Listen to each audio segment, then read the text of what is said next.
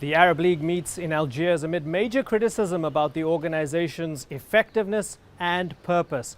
But one man still believes in the value of the Arab League. It's the region's former top diplomat and former Secretary General of the Arab League.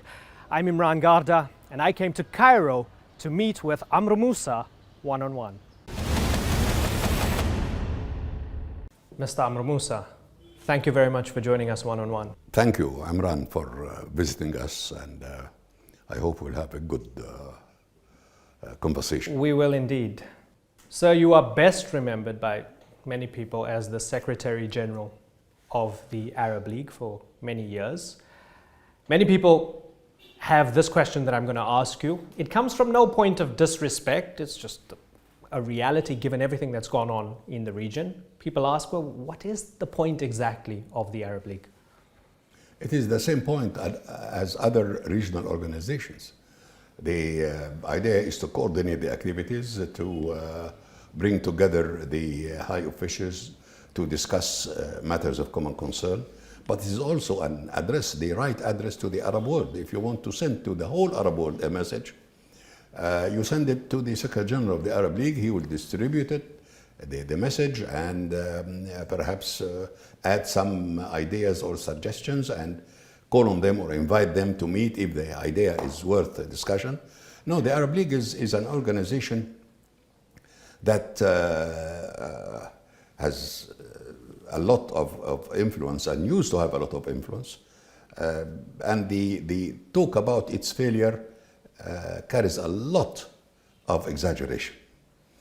It is a regional organization of a certain category, and not exactly like the European Union, for example. But still, when we were discussing the issues of Mediterranean activities, Mediterranean system, the European Union was the address for Europe, and the Arab League was the address for the Arab side. So we have done a lot, in fact, and the Arab League has done a lot. Now, because of the general atmosphere of division and chaos worldwide and also in the region, this reflects on the ability of the Arab League to act, to bring together all the Arab countries and Arab activities and come up with a unified one. It has become difficult because it reflects the situation on the ground regionally. Mm-hmm. And I wish to refer here to an initiative that shows how the Arab League is useful. Are you talking about a success of the Arab League? Yes. I'm talking about the Arab League as a forum, mm-hmm, where things can be developed and can be discussed. I proposed an initiative back in 2010 about the neighborhood policy for the Arab League, to invite the African countries, south of the North African countries, and in the Horn of Africa and around the Horn of Africa, and also in the Mediterranean, that's European, Asian, and African neighborhoods, to build up a new system around the Arab League, not replacing the Arab League. It was not accepted at that time. I still believe that the Arab League can do that, can call for a new regional system around the Arab League, encompassing the Arab League. And this is something for the future. Including the African nations or the African Union, and that's a worthy goal. But again, let me ask you, since 1945, is there really any success of the Arab League? Can you point to one tangible success of the Arab League? Well, the Palestinian question, it has formulated the Arab position vis-a-vis the major injustice that happened to the Palestinian people and Palestinian cause. I can mention very quickly the Arab Initiative for Peace in Beirut, 2002. this was a major development where the Arab countries, all of them, unanimously accepted and issued an initiative talking about the future relations between the Arab world and Israel. But the natural consequence of that is the Abraham Accords. No. UAE and Bahrain normalizing with the Israelis. We'll come to that. Okay. That's the first document, unanimous document, that mentioned normalization and recognition and the conditions for that. And as a give and take, we are ready to do this if you are ready to do that. Okay, but in 2022 we still have the occupation and we have some countries normalizing and accepting the occupation. So again, I ask, where's the unified position? No, where's the fruits of the 2002 that was a unified initiative? position. And at the same time, I saw the foreign fingers playing to avoid all the positive effects of such an initiative. Who were they? A lot of foreign fingers that supported the point of view or the policy, Israeli policy, not to facilitate the establishment of a Palestinian state. Could you name one of those foreign fingers? I'm not going to name any country, but it was an international policy that I myself lived that time and know who and how they played down the importance of the initiative. And they were begging before that, you should get this initiative. Yes, indeed, you are right, etc. Once the initiative was adopted, the support was withdrawn. And those people who were pushing or encouraging the Arab side to have an initiative for peace just disappeared. Are you talking about the United States? I'm talking about so many countries in that direction. Do you support the Abraham Accords? Well, first of all, I have a question mark about the title, Abraham Accords, that brings together religion and policies, and so I don't have a definition for that. And also the Abraham Accords, so-called Abraham Accords, perhaps cover part of the peace accords that have, normalization accords that have been agreed between United Arab Emirates and Israel. But this does not cover the Moroccan decision or the Sudanese decision. In Morocco, it was a deal. America will do that, then I will do that.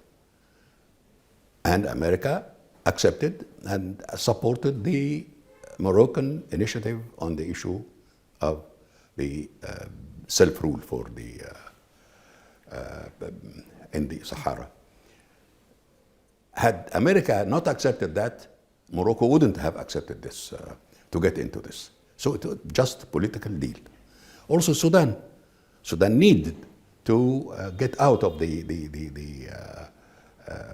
very dire city, economic and political, and they were promised, and also some money was released.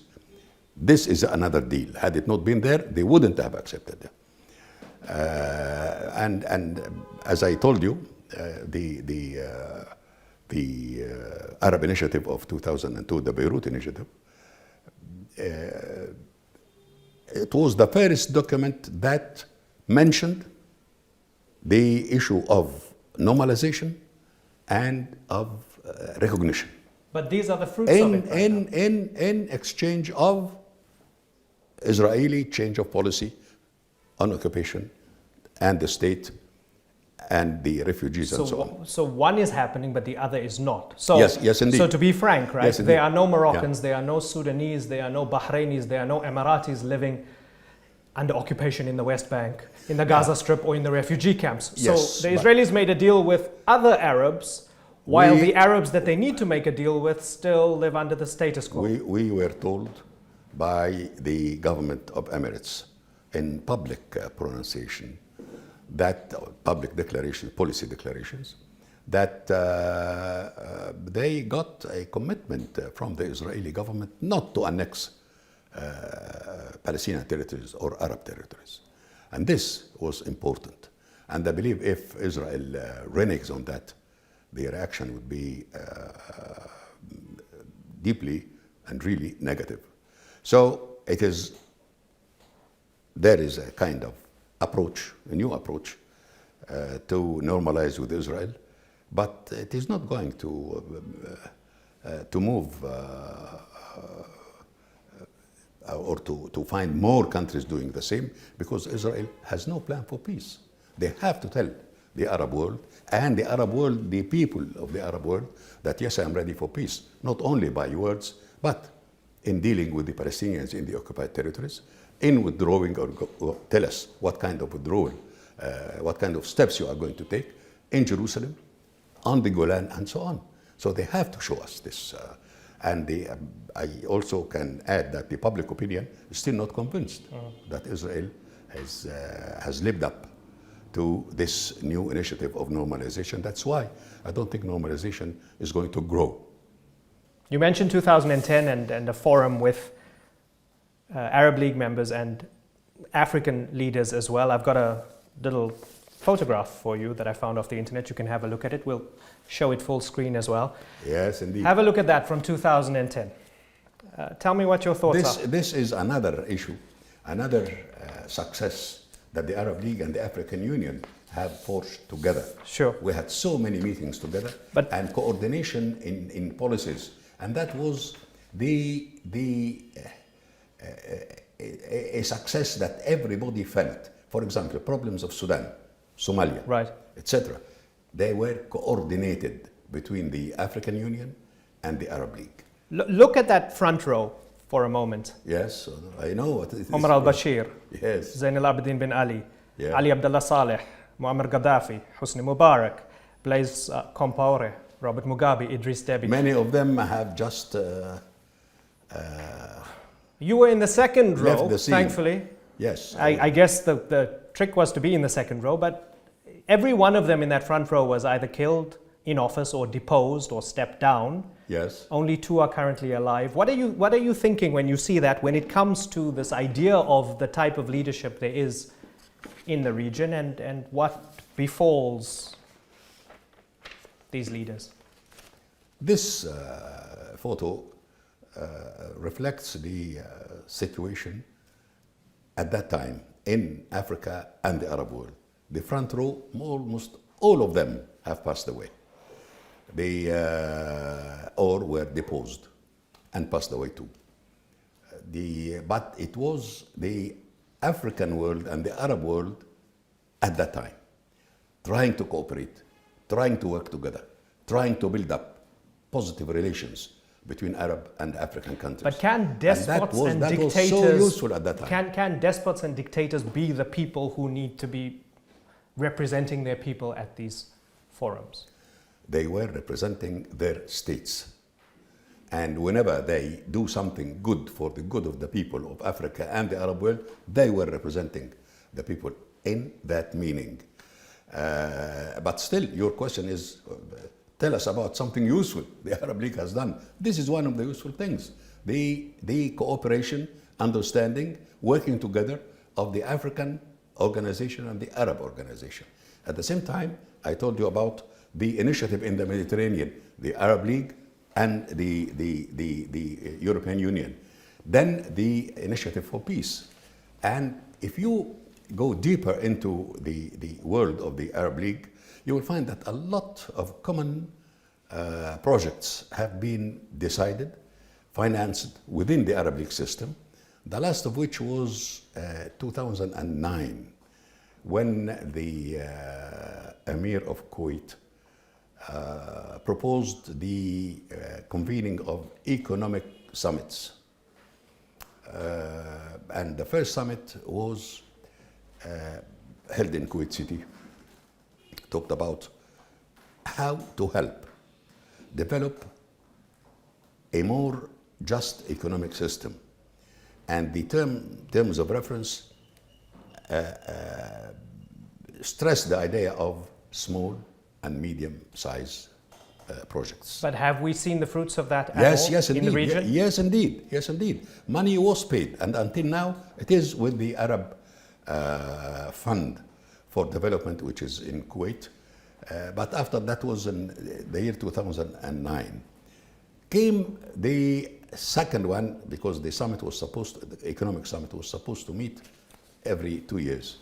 So the other one was in Cairo, in Sharm el-Sheikh, I must say. Only days before the 25th of January. But this was an initiative that was really bound to succeed because of the money was paid, or most of it was paid, but it hasn't. Instantly.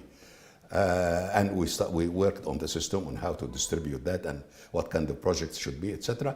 Then came the big bang on 25th of or the bang only, not big, the bang of 25th of January that stopped many useful things. But those were, I mean, you're saying those were useful things being decided by mainly autocrats, and the Big Bang was people rising up against those autocrats in the region. No, look, the issue of autocrats or no autocrats is beside the point.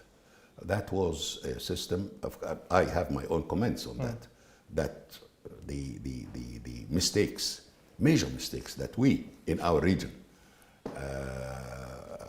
have done was about the good governance and what should have been done in linking up with the world and the developments that were taking place in the world. But most of those,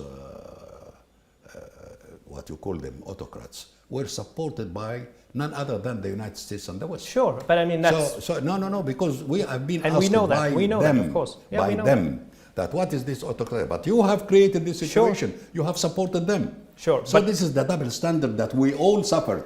But I'm not sitting with an American official here in this interview, right? I'm sitting as an American official. You are not an American official. No, I'm not sitting. We would hold them to account. But it was not only America. That was a Western kind of policy, major policy. The superpower backing autocrats and curbing freedoms of people in the region. Understood, accepted, and it was... Autocrats or no autocrats, this is history. It is history, but I wonder... The photo that you showed me is history. Let me ask you then, how do we started to come afterwards. How do we use history to inform the future?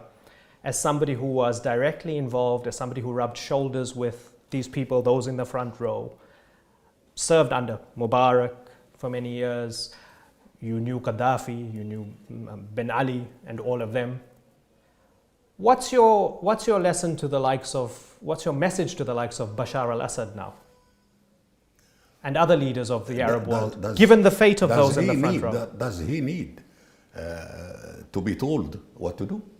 The results of what happened, of the policies that have been followed, internal policies, and how to develop countries, how to give the people their rights and make them participate in moving the country forward.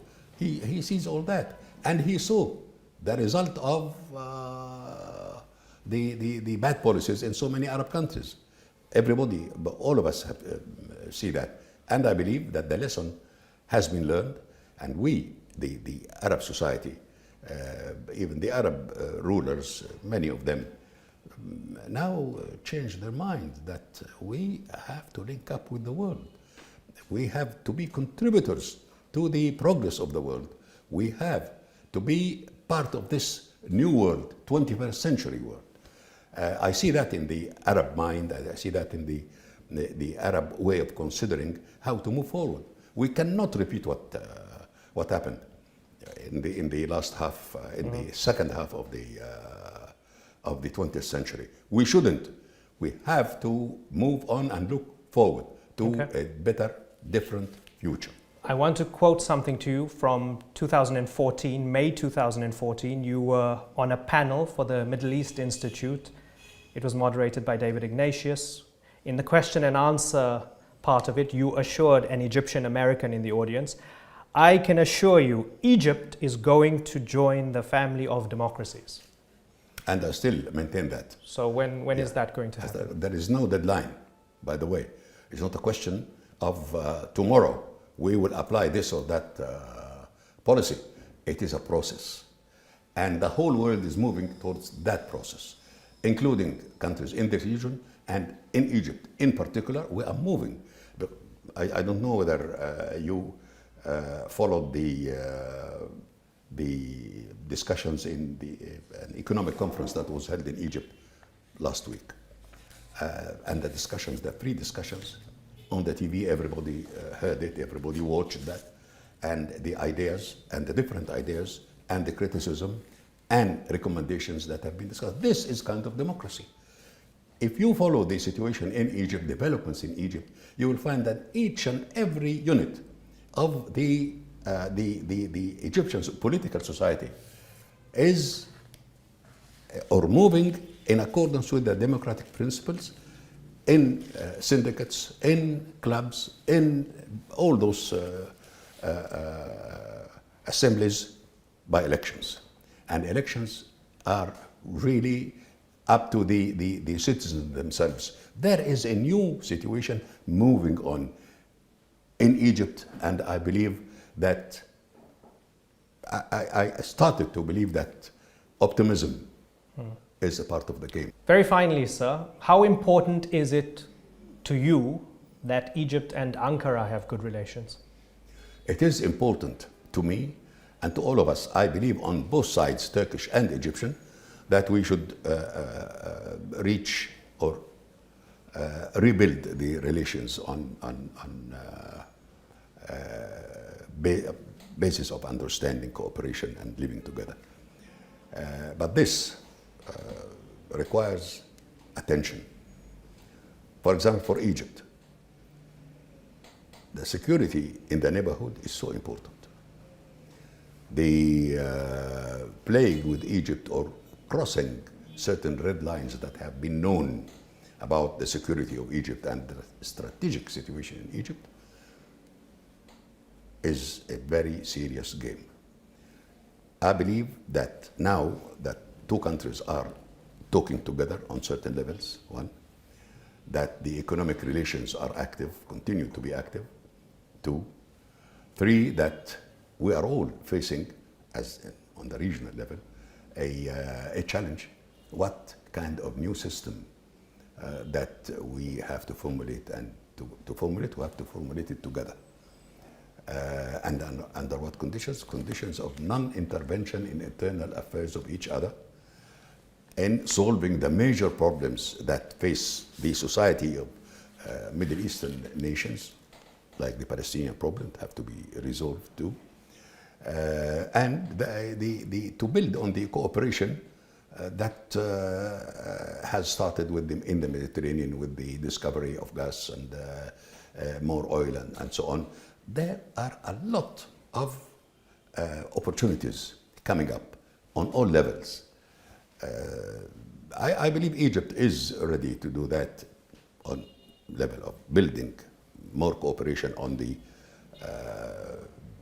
basis of a new Middle East. I hope that Turkey would see that too. Amr Moussa, I thank you very much for taking the time to sit with me, and it was a good discussion. Thank you.